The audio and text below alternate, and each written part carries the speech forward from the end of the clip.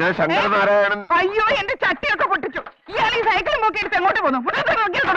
മുറ്റത്ത് വെച്ച സൈക്കിളിന്റെ ടയർ പട്ടി കോലയും സൈക്കിൾ കെട്ടിയൊക്കെ ഞാൻ സമ്മതിക്കില്ല. എങ്ങോട്ട് അല്ല പട്ടി പട്ടി എന്റെ തന്ത അടിച്ചു വരിട്ടേ.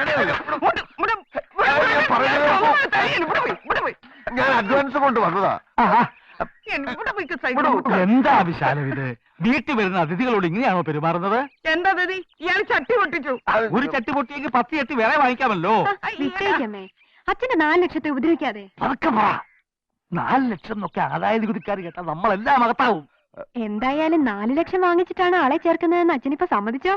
എല്ലാം നിനക്ക് വേണ്ടിയാ മോളെ. ഈ തുക കിട്ടിയിട്ട് വേണം മോളെ കല്യാണം കഴിച്ച് അയപ്പിക്കാൻ. ഓ എന്തൊരഭിനയം. അപ്പൊ കാര്യങ്ങൾ പരസ്പര പൂരകമാണ്. ജോലി കിട്ടിയിട്ട് വേണം എനിക്ക് കല്യാണം കഴിക്കാൻ. എന്റെ 4 ലക്ഷം കിട്ടിയിട്ട് വേണം മകളെ കല്യാണം കഴിപ്പിക്കാൻ. ലക്ഷത്തിന്റെ കാര്യം പതുക്കെ പറയാൻ പറഞ്ഞിടൂ.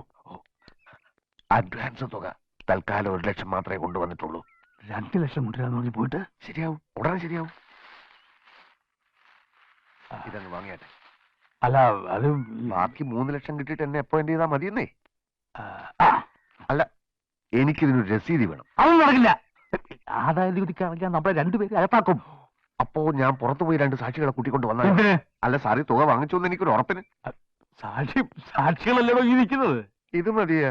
പോരെങ്കിൽ ഏറ്റവും വലിയ സാക്ഷിയല്ലേ മോള് നിൽക്കുന്നത്. ആര്? കർമ്മസാക്ഷി സൂര്യഭഗവാൻ. അപ്പൊ പിന്നെ ഞാൻ നിൽക്കുന്നില്ല. ബാക്കി 3 ലക്ഷം സംഘടിപ്പിക്കണമല്ലോ.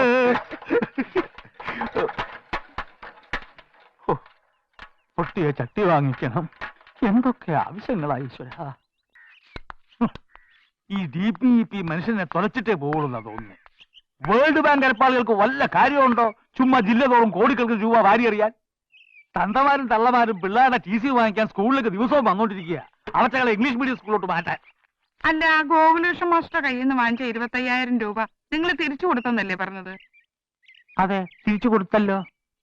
നോക്കെടുത്ത നുണയെ പറയൂന്ന് അറിയാഞ്ഞിട്ടല്ല, സത്യമല്ല അയാൾ പറഞ്ഞു. ആര്? 5 മിനിറ്റ് മുമ്പാ ഗോകുലേഷൻ മാസ്റ്റർ ഇവിടുന്ന് അങ്ങോട്ട് ഇറങ്ങിപ്പോയത്. അവൻ വന്നോ? ശിവദാസ, ശങ്കരൻകുട്ടി, ശങ്കരൻകുട്ടി, നമ്മൾ കത്തയച്ചത് വെറുതെ ഇല്ല. ഗോകുലേഷന്റെ സ്ഥലത്തെത്തി കഴിഞ്ഞു. അവൻ ജോലി കിട്ടിയാലെന്നിറങ്ങി സ്ഥലം വിടുന്നതിന് മുമ്പ് നമുക്ക് അവന്റെ തപ്പണം. 4 2 തല്ലി ഓടിക്കണം. ആരൊക്കെയാണ് എന്റെ കൂടെ വരുന്നതെന്ന് വെച്ചാൽ ഇപ്പൊ പറയണം. ഞാൻ റെഡി മുതലാളി. ആ, ഞാനും റെഡി. എന്നാ പിന്നെ സമയം കളണ്ട, വരൂ.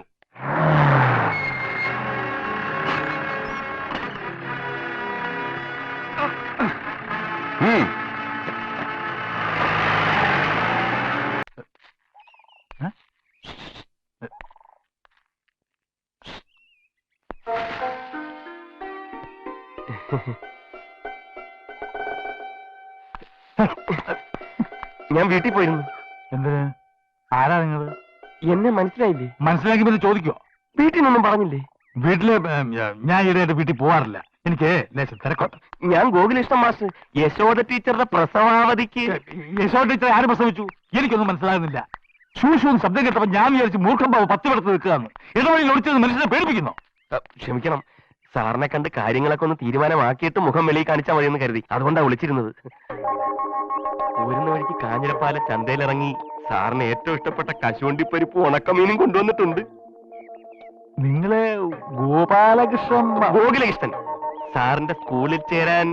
ഓ, ഗോകുലകൃഷ്ണൻ. ഞാന് വേറെ ആരും ആണെന്ന് തെറ്റിദ്ധരിച്ചു. പറയട്ടെ പക്ഷേ, എനിക്കാണെങ്കിൽ ഈയിടെയായിട്ട് ഓർമ്മശക്തി തീരെ ഇല്ല. ഒരു കാര്യം ചെയ്യാം, വീട്ടിൽ പോയി സംസാരിക്കാം. അപ്പൊ ഈ 4 കൊല്ലത്തിനിടയ്ക്ക് വേറെ ജോലിയൊന്നും ശരിയായില്ലേ? പലതും ചെയ്തു. കൃഷി വകുപ്പിന്റെ കീഴിൽ നെല്ലിന് മരുന്നടി, ജനകീയാസൂത്രണത്തിന്റെ റോഡ് വെട്ട്. പിന്നെ സാറിനോടായോണ്ട് സത്യം തുറന്നു പറയാലോ, 1-2 മാസക്കാലം കടവങ്കോട് മുനിസിപ്പാലിറ്റിയുടെ കീഴിൽ പട്ടിപിടുത്തക്കാരനായിട്ടും ജോലി ചെയ്തു. പട്ടിപിടുത്തമൊക്കെ എങ്ങനെ പഠിച്ചു? സാർ, ഓരോ മനുഷ്യന്റെ ഉള്ളിലും ഒരു ഡോക്ടറും എഞ്ചിനീയറും പട്ടിപിടുത്തക്കാരനും ഒളിഞ്ഞിരിപ്പുണ്ട്. അതാത് സാഹചര്യത്തിൽ ഓരോന്നായി പുറത്തു വരും, അത്രേ ഉള്ളൂ. സാറിന്റെ കത്ത് കൈ കിട്ടിയപ്പോ എനിക്കുണ്ടായ സന്തോഷം. ദാ ഇതങ്ങോട്ട് വാങ്ങിയട്ടെ. കത്തോ? ഏത് കത്ത്? സാർ അയച്ച കത്ത്. വത്സം മാസ്റ്റർ റിട്ടയർ ചെയ്തെന്നും ഞാൻ ഉടനെ വന്ന് ജോയിൻ ചെയ്യണമെന്നൊക്കെ.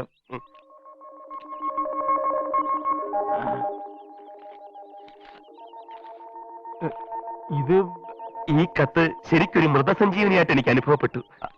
ഇങ്ങനെ ഒരു കത്ത് ഹാറ്റ് നോറ്റിരിക്കുകയായിരുന്നു ഞാൻ. പക്ഷെ ഇങ്ങനെ ഒരു കത്ത് അയച്ചെങ്കിലും ഉടനെ മാഷെ അങ്ങനെ അപ്പോയിന്റ് 50,000 കൊണ്ടുവന്നിട്ടുണ്ട്. പണമല്ലല്ലോ കാര്യം. അപ്പൊ അന്ന് 25,000 രൂപ മതിയോ? ഗോപാലകൃഷ്ണൻ മാഷേ, ഗോകുലകൃഷ്ണൻ മാഷ്. അതെന്തുമാവട്ടെ, ഇങ്ങനെ ഒരു കത്തയച്ചതിന് ശേഷമാണ് കാര്യങ്ങളുടെ എല്ലാ വശങ്ങളെ പറ്റിയും കൂലങ്കഷമായി ഞാൻ ആലോചിച്ചത്. ഏത് വശങ്ങൾ? അണ്ടിപ്പരിപ്പ് ഉണക്കമീനും.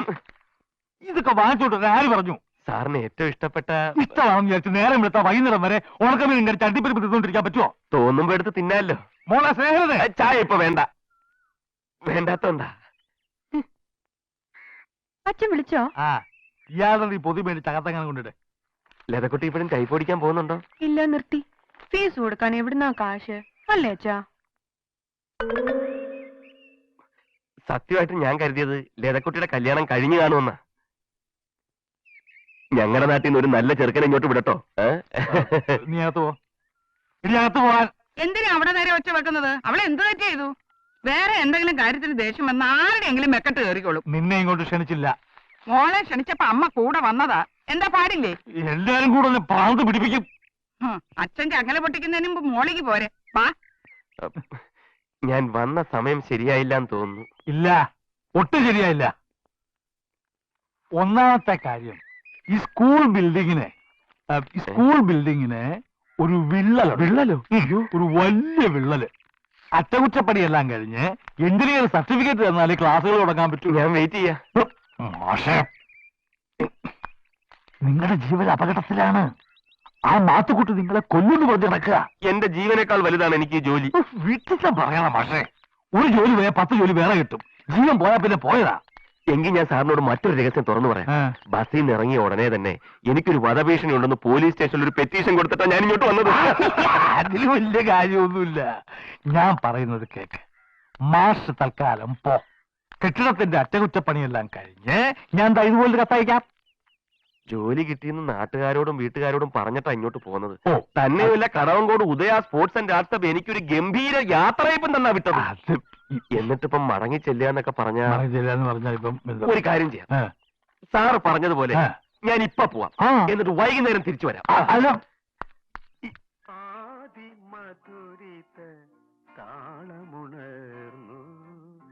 ഹൃദയ കമലം വിടർന്നു,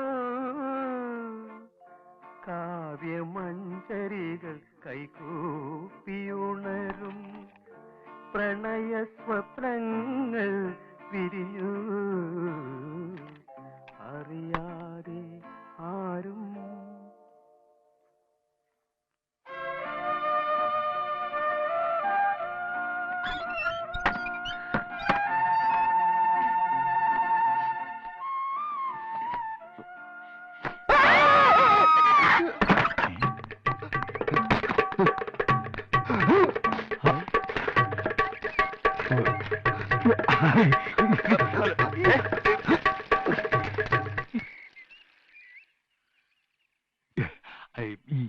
എന്റെ ഒരു അനന്തരവൻ ചെറുക്കൻ. അതെ, സ്കൂളിൽ ചേരാൻ കാശ് തന്നവനെ നിങ്ങൾ എന്തുദ്ദേശാ വീട്ടിനകത്തോട്ട് കയറ്റി വിട്ടത്?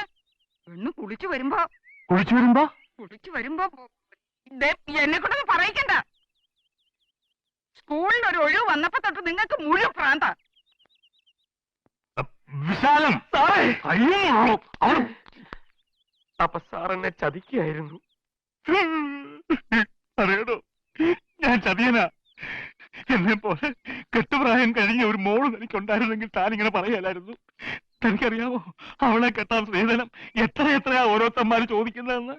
5-10 ലക്ഷങ്ങളാ. ഇത്രയും വലിയ തുക ഞാൻ എവിടുന്നുണ്ടാക്കും? പറയണോ, ഞാൻ എവിടുന്നുണ്ടാക്കും? Sir please കരയാതിരിക്കൂ. ഞാൻ കരയാതിരിക്കണമെങ്കിൽ താൻ എന്നോട് കുറച്ചുകൂടെ മനുഷ്യത്വമായിട്ട് പെരുമാറണം. കനാലിന്റെ സൈഡിലുള്ള സാറിന്റെ ആ കവുങ്ങുന്നോട്ടം വിറ്റാൽ 20 ലക്ഷത്തിന് ഒരു മുട്ടും വരില്ലല്ലോ.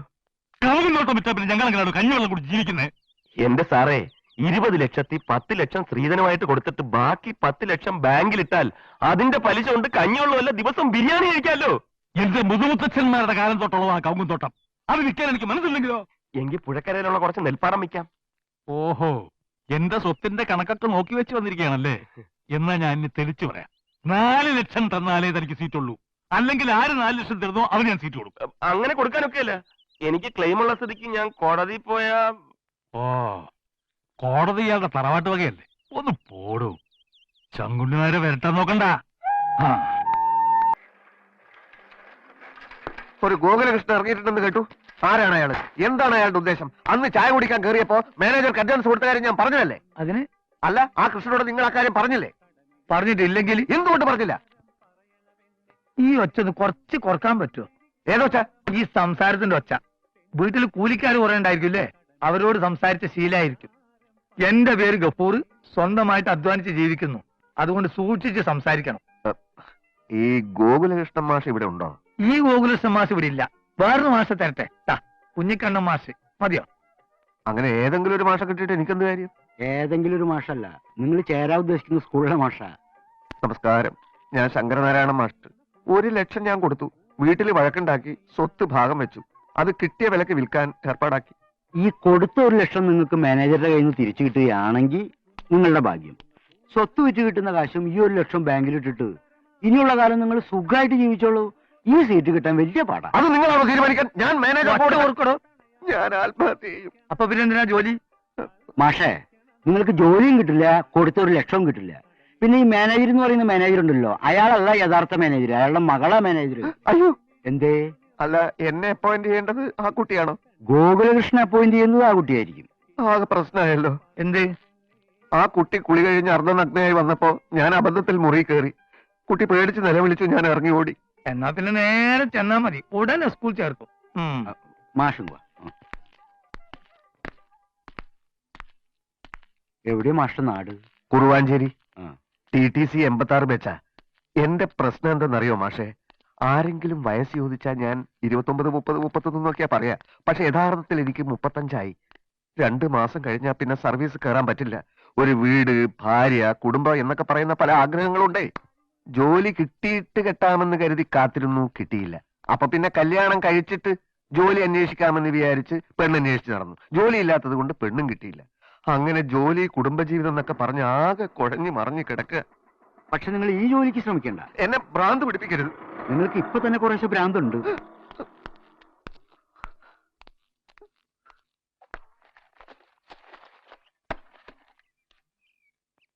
മഹിളാ സമാജം എന്റെ വീടിന്റെ തൊട്ടു മുമ്പിലാ. ഞാൻ അങ്ങോട്ട് നോക്കാറില്ല.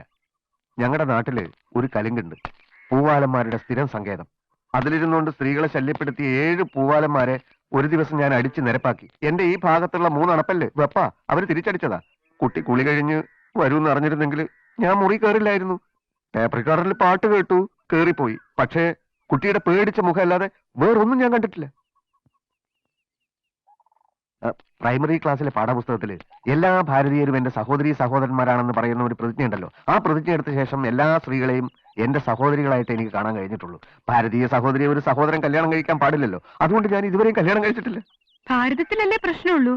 സിലോണും മാലദ്വീപൊക്കെ ഇവിടെ അടുത്തല്ലേ? അവിടെ എവിടെങ്കിലും പോയി കല്യാണം കഴിക്കാലോ? അത് ആലോചിച്ചുകൊണ്ടിരിക്കുകയാണ്. വിസയ്ക്ക് അപ്ലൈ ചെയ്യണം.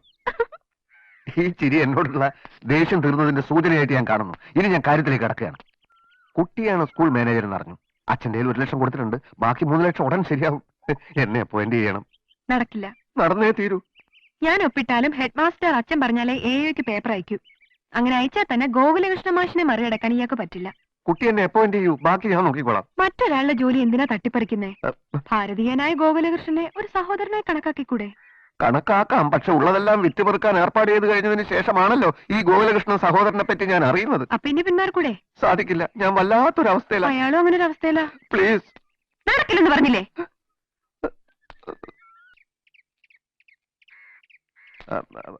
കുറച്ച് വെള്ളം. ഇയാള് പോയില്ലേ? വെള്ളം കുടിച്ചിട്ട് പോയിക്കോളാം. ജോലി കിട്ടാൻ വെള്ളം കുറെ കുടിക്കും. ഉമ്മർത്ത് എന്നിരിക്കെ. മഹിളാ സമാജത്തിലോട്ട് നോക്കാത്ത ആൾ അടുക്കളയിൽ ഒളിഞ്ഞു നോക്കുന്നോ? സോറി.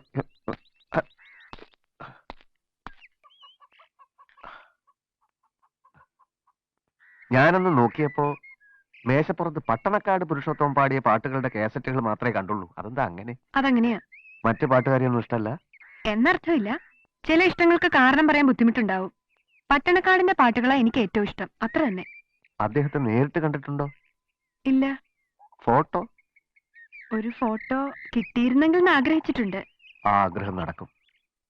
എവിടെ കിട്ടും? ഇതൊക്കെ ജീവിതത്തിലെ അസുലഭ മുഹൂർത്തങ്ങൾ തന്നെ. ഫോട്ടോ എവിടെ കിട്ടും? എന്തിനാ ഫോട്ടോ? ജീവനോടെ കണ്ടോണ്ടിരിക്കുകയല്ലേ. ഏ? വിശ്വസിക്കാൻ പ്രയാസം തോന്നും. ഞാൻ തന്നെയാ പട്ടണക്കാട് പുരുഷോത്തമൻ. ചുമ്മാ നുണ പറയരുത്. സർക്കാരിനോട് ഞാൻ നുണ പറയും. കാരണം മറ്റ് ജോലികൾ ചെയ്ത് പണം വാങ്ങാൻ പാടില്ല എന്ന് സർക്കാർ അനുശാസിക്കുന്നതുകൊണ്ട്. പക്ഷേ ഒരു ആരാധികയോട് ഒരിക്കലും ഞാൻ നുണ പറയില്ല. നിങ്ങളുടെ പേര് ശങ്കരര? ശങ്കരനാരായണൻ. പക്ഷേ പട്ടണക്കാട് പുരുഷോത്തമൻ എന്ന തൂലികാ നാമത്തിൽ ഞാൻ പാടുകയാണ്. തൽക്കാലം പോട്ടെ. ഉച്ചക്ക് 2 മണിക്ക് ഒരു പാട്ട് റെക്കോർഡ് ചെയ്യാനുണ്ട്.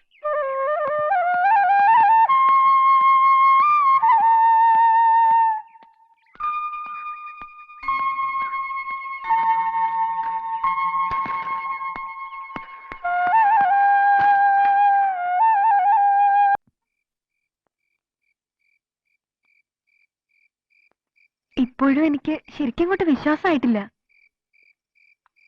ഇത് കുട്ടിയുടെ മാത്രം പ്രശ്നമല്ല. ഒരു പാട്ടുകാരന്റെ രൂപഭാവങ്ങളെ പറ്റി നമ്മുടെ സമൂഹത്തിൽ ചില തെറ്റിദ്ധാരണകളൊക്കെ ഉണ്ട്. മുണ്ടും ജുബ്ബയിടുക, നെറ്റിയെ പൊട്ടുതൊടുക, ഇതുപോലെ ജീൻസും ടീഷർട്ട് ഇട്ടാലും പാടാൻ അറിയുന്നവൻ പാടും. എങ്കി ഇപ്പൊ ഒരു 2 വരി ഒന്ന് മൂളാമോ? പിന്നെന്താ?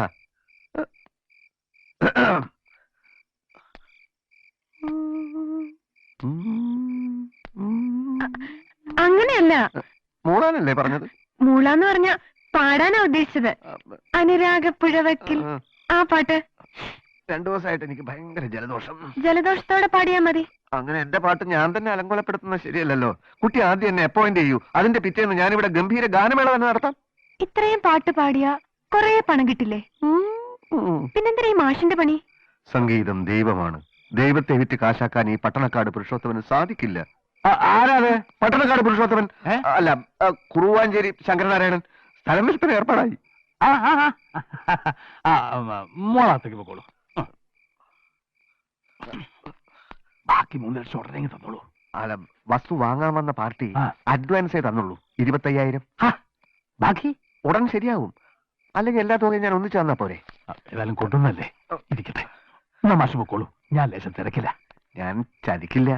ഇനി എന്നെ അപ്പോയിന്റ് ചെയ്തൂടെ? മാഷ് മുഴുവൻ കാശും കൊണ്ടുപോവാ മാഷേ.